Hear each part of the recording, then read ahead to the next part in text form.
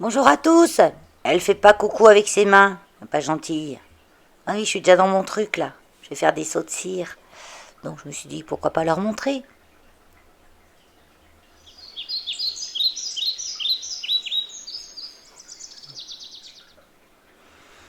Donc ouais, j'ai fait ça tard le soir, hein, donc j'ai pas fait en live avec la voix, donc je fais une voix off parce que c'est plus simple.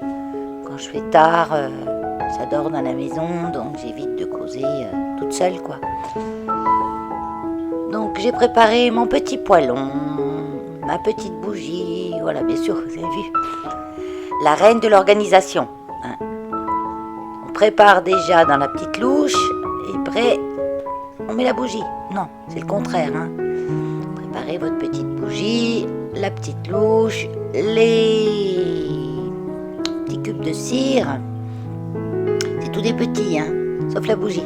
Je n'ai pas dit la petite bougie. Oh, peut-être que si, je l'ai dit. Donc tout ça, tout le matériel que vous voyez, là, j'ai tout acheté sur AliExpress. Je vous ai mis en dessous la vidéo dans la description le lien de la plaque de marbre qui est bien pratique parce que ça évite d'utiliser du papier, ça va coller dessus. En principe, on utilise du papier cuisson aussi. Papier cuisson, ça va très bien. Mais bon. Donc les seaux, j'en ai pas beaucoup, pas 50 moi. Pas besoin d'en avoir trop. Hein. Pour ce qu'on en fait, on n'utilise pas ça tous les jours. J'ai un seau perroquet, un seau main avec écrit handmade, qui est très sympa. J'ai un seau papillon et un seau arbre de vie. Et pour le moment, ça me suffit. Donc souvent, moi, je les prépare à l'avance, comme ça. Après, je m'en sers pour faire des embellissements. Soit je les colle, soit je mets du double face dessus pour que la personne, elle dessous, pas dessus, pour que la personne puisse les récupérer. Donc j'ai mis 3 petits cubes, 3 cubes de cire. Selon la taille des cubes, on en met 3 ou on en met 4. Je vais me rendre compte après que 4 c'est bien. Parce qu'à chaque fois j'oublie. Je m'en sers pas, souvent ça fait au moins 2-3 mois que je m'en suis pas servi. Donc j'oublie à chaque fois combien j'en ai mis. C'est pas que j'ai un cerveau de poisson rouge, hein, c'est que j'ai toujours plein de choses dans la tête. Moi j'ai un cerveau en ébullition du matin au soir. Ça veut dire que je fais tout un tas de choses. Et hier, on a commencé samedi, on a terminé hier. Dans ma chambre, j'ai une grande chambre, hein, j'ai une partie dressing, on va dire, et une partie dodo. Voilà. Dans la partie dressing, il y avait du lino, du balatom, ce qu'on appelle couramment du balatom. Et dans la partie dodo, j'avais de la moquette. Depuis des lustres, elle est là cette moquette. Une jolie moquette noire, enfin, ça faisait très cocooning, c'était sympa. Sauf que depuis quelques mois, quand j'allais au dodo, j'avais la nuit, je toussais, j'avais le nez bouché, enfin voilà. Et j'ai mis longtemps à comprendre. Avant qu'il y a 2 nuits, je fasse directement une crise d'asthme d'enfer à plus pouvoir respirer, être obligée de me lever, sortir de la chambre, prendre des antihistaminiques. Bon, je suis une allergique de base, hein, mais l'allergie à la moquette, je la connaissais pas. En vieillissant, on chope des trucs, mes pauvres. Je vous laisse regarder les seaux, hein. Là j'en ai déjà fait un. Voilà, je suis en train de voir qu'il est un peu fin. Donc, on n'a pas une super luminosité, hein. J'espère que vous verrez quand même. Pour en venir à ma moquette, donc j'ai dit ça, c'est sûr, ça vient de la moquette. Donc hier, j'ai appelé mon fils parce que mon homme était cassé du dos, donc bien sûr il ne pouvait rien me faire. Et donc j'ai appelé mon fils et puis on est venu enlever la moquette. Je suis allée chercher un morceau de lino fondu très bien maintenant, hein. Moi je m'embête pas avec le parquet stratifié, qu'il faut 3 heures à poser, une scie sauteuse, tout le tralala. Surtout que moi à l'étage, on a un plancher en bois. Mais pas un plancher en bois avec des belles lames de bois, ah non, c'est des plaques de bois qui ont créé un plancher. Qui est pas super droit en plus, donc mettre du parquet là-dessus, un peu compliqué. Une vieille maison, les murs pas droits non plus, c'est bon. Donc le lino très bien.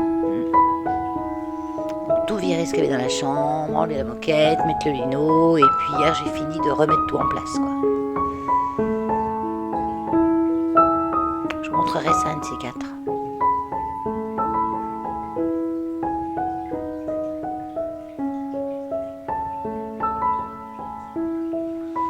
Donc voilà.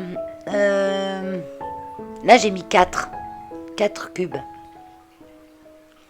Donc une fois que c'est bien chaud, je mets sur ma petite plaque en essayant de garder un rond, puisque là j'ai des seaux ronds. Vous voyez là, j'ai même pas mis le petit manche en bois, hein. J'ai 2 manches, hein, parce que certaines boutiques vous vendent à chaque fois le seau et le manche. Mais là où j'ai mis le lien chez AliExpress, ils vendent que le seau. On peut acheter un manche à part. Mais vous voyez, si vous n'avez pas de manche, ça marche aussi, hein. Donc je laisse le seau sur ma cire, que ça refroidisse un peu. Pendant ce temps, je prépare une autre fournée.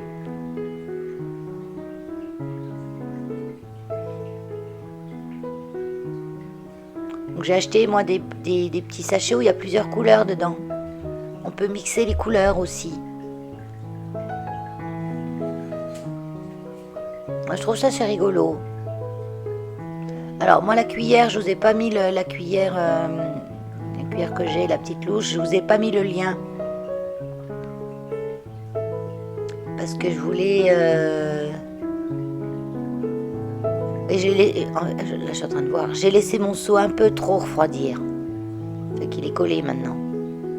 Et sur la petite plaque de marbre, au bout d'un moment il faut nettoyer un petit peu. Donc là j'y vais à la spatule. Voilà, décollé, nickel. Donc là c'est l'arbre. Je sais pas si on voit bien. Donc oui, la petite cuillère, moi que j'ai achetée, elle a pas un manche en bois. La première fois, je la trouvais jolie celle-là. Je n'ai pas pensé à la praticité. Donc bon, elle chauffe pas trop le manche, mais faut bien le prendre au bord, quoi. Sinon ça chauffe les doigts, hein. Donc je vous l'ai pas mis en lien celui-là parce que je préfère que vous trouviez. Vous allez trouver sur AliExpress, il n'y a pas de souci, hein, tout ce qu'il faut. Même ailleurs, qu'AliExpress ou ailleurs, hein. Parce que maintenant, moi à l'époque où j'avais acheté, c'était il y a quelques temps, mais ils le font encore, hein. J'ai été vérifier, les liens fonctionnent toujours. Je vous ai pas mis les prix parce que moi, par rapport à quand j'ai acheté, les prix ont changé quand même. Parce que c'était avant les taxes, tout ça, moi que j'avais acheté. Mais ça reste très très accessible. Et c'est mieux de prendre la petite cuillère avec un manche en bois. Ça chauffe moins. Bon là je peux le prendre quand même, hein. Ça me brûle pas, la preuve, hein.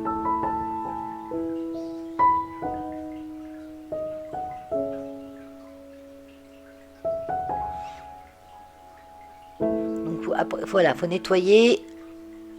Je nettoie pas trop vite parce que là c'est très chaud la petite louche. Mais il faut la nettoyer avant que ça refroidisse.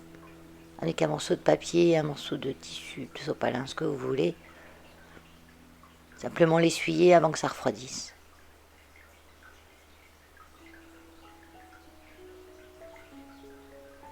Et je mets mon rond, je pose mon seau sans appuyer, je laisse faire. J'appuie légèrement, pas trop appuyer non plus, on appuie légèrement. Comme c'est liquide, de toute façon, ça rentre bien dans les interstices du seau. Donc là, vous voyez, j'ai remis le rouge que j'ai fait au tout départ, le tampon rouge, parce que je trouvais qu'il était trop fin, donc je le refais fondre. On peut les faire refondre, c'est de la cire, hein. Si vous loupez un tampon, vous pouvez le refondre à un seau, vous pouvez le refondre à l'infini, hein.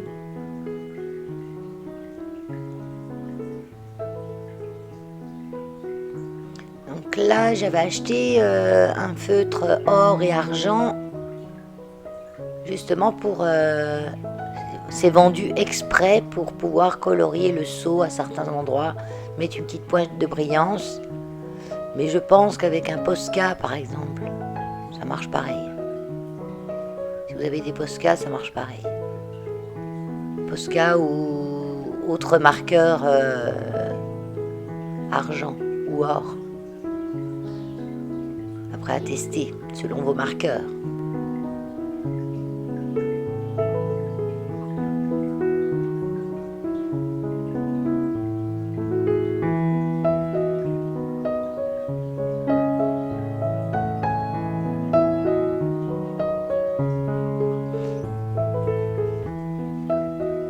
Sinon, aujourd'hui, on a encore beau temps, pourvu que ça dure.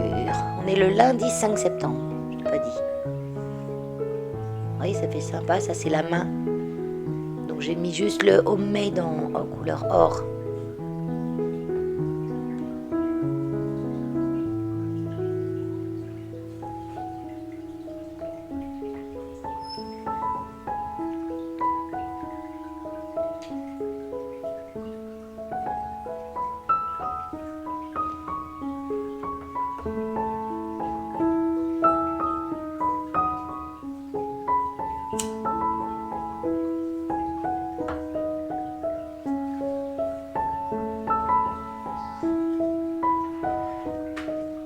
Là, j'en ai un peu bavé pour le décoller, je vais te dire. Je le nettoie. De temps en temps, il faut nettoyer un petit peu sa plaque.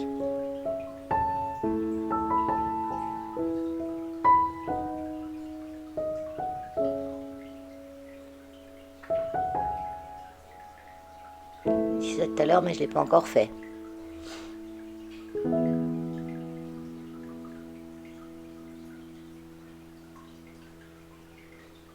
Donc là, en fait, il faut 4 cubes. À vous de tester, comme je vous dis, parfois ils sont un peu plus gros les cubes, donc il en faut que 3.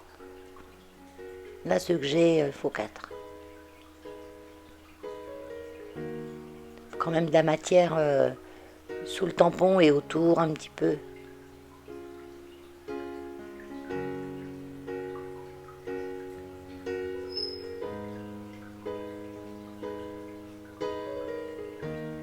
Donc là, je le forme, je le mets tout de suite, vous voyez. Je le mets en place et je le laisse un peu.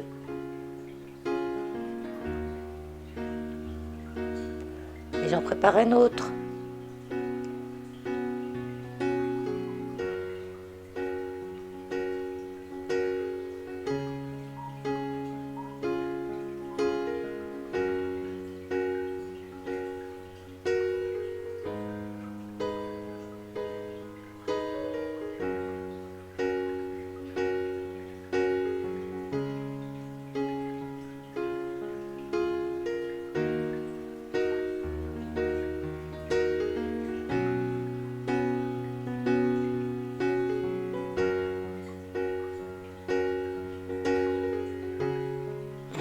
Valérie, à force de repousser un petit peu le nettoyage sous la plaque. Mais bon, ça s'enlève, nickel.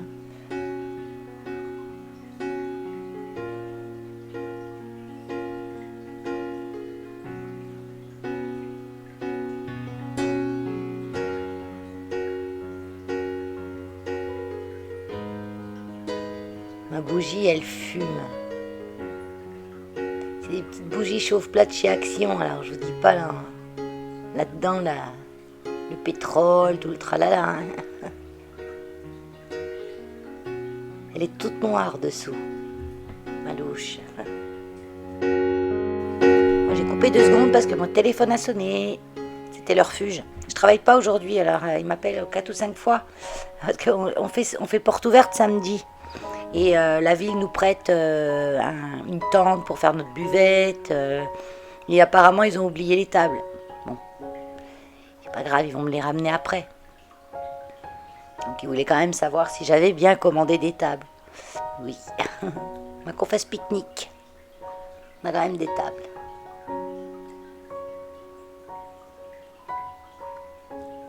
J'espère qu'on aura le beau temps. Oh, de toute façon, même quand il fait pas beau, hein, on a eu des portes ouvertes pluvieuses et heureuses. Hein. En plus, c'est journée rigolade, on se retrouve tous.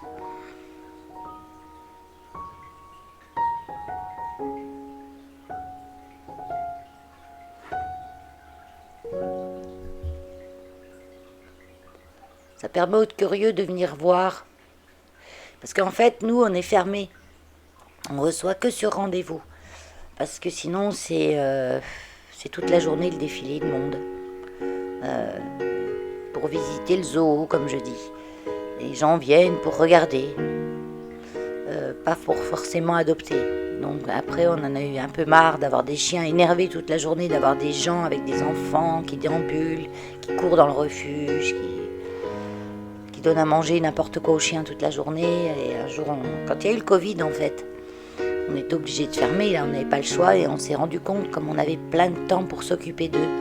Parce qu'avant, on passait beaucoup de temps à s'occuper des gens qui venaient, leur faire visiter, leur raconter l'histoire de chaque chien, etc. On passait un temps fou avec ça et j'en avais un peu marre de passer mes journées plus avec des gens qu'avec des chiens, alors que c'était pas le but.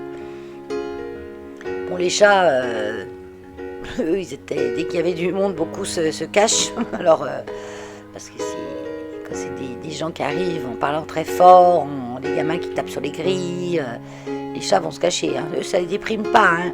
Ils se planquent, mais c'est tout. Hein. Que les chiens jappent, sautent sur les grilles et s'énervent, et c'est pas bon, quoi. Et en plus, les gens, des fois, j'ai entendu dire vous avez que des chiens méchants. Mais je fais non, on n'a pas que des chiens méchants, ils sont tous gentils. C'est juste que vous êtes chez eux, et voilà, quoi. Donc on a fermé les portes et on reçoit que sur rendez-vous et on n'a pas moins d'adoptions et on a des meilleures adoptions même. Parce que c'est des gens au moins qui ont pris la peine de prendre un rendez-vous, qui ont réfléchi, qui ont rempli un questionnaire avant de visiter quoi que ce soit dans le refuge. Ils remplissent un questionnaire et on les dirige comme ça vers les animaux qui les intéressent. Parce que combien de fois j'ai entendu des gens qui venaient quand ils voulaient pour adopter, ils venaient comme ça à l'improviste. Et il disait oh mais vous avez beaucoup de chiens noirs, oh mais vous avez que des mâles, oh vous avez que des gros chiens. Et mais moi je voulais un chihuahua. Ça, ils vous le disent au bout d'une heure de visite, quoi. Donc maintenant les choses sont bien d'équerre au départ. Et quand on met un rendez-vous, on sait déjà quel animal on va présenter, etc., quoi. Donc on fait 3 portes ouvertes dans l'année, où là les gens qui se plaignent, qui ne peuvent pas visiter comme ils veulent tout le restant de l'année, peuvent venir. Mais bien sûr, ces gens-là, on ne les voit pas ce jour-là. C'est parce que ce jour-là, quand ils sont venus à la porte, tiens, je passais devant Géant Casino, je viens chercher un chien. Mais en fait, non, ça ne se passe pas comme ça.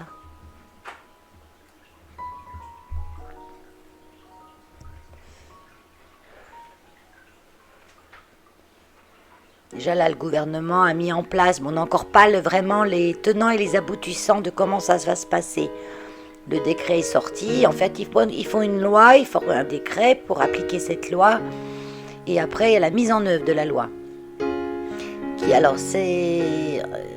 En fait, il faudra avoir comme une petite attestation d'aptitude avant d'adopter un animal. C'est-à-dire qu'il faudra aller, je pense qu'ils vont faire comme ça. Hein. Nous, on était un peu contre. Mais bon, mieux que rien, quoi. Aller sur une plateforme spécifique et répondre à un quiz. En gros, c'est ça, hein, répondre à un quiz pour qui nous informe, en fait, qui informe la personne sur les besoins d'un animal, le coût, etc. On n'a encore même pas vu la plateforme, hein, ils font leur truc entre eux, là, on verra quand ça va sortir. Mais de toute façon, nous, on a un questionnaire quand les gens adoptent. Hein. On veut être sûr, voilà, de savoir où ils habitent, qu'est-ce qu'ils font comme métier, le temps qu'ils ont accordé à l'animal, etc., etc. Parce que si ça paraît logique dans la tête de beaucoup de gens de savoir ce que c'est un animal et de le prendre en connaissance de cause, ben c'est pas logique dans la tête de tous les gens, croyez-moi. Hein. Il y a des personnes qui viennent adopter un chien parce qu'ils ont le temps le week-end. Parce que le week-end, ils marchent. Mais la semaine, ils sont partis de 8h du matin à 8h du soir. Non-stop. Ouais. Je leur ai dit, ces gens-là, je leur dis, mais un animal, ça se débranche pas la semaine. Hein. C'est branché tout le temps.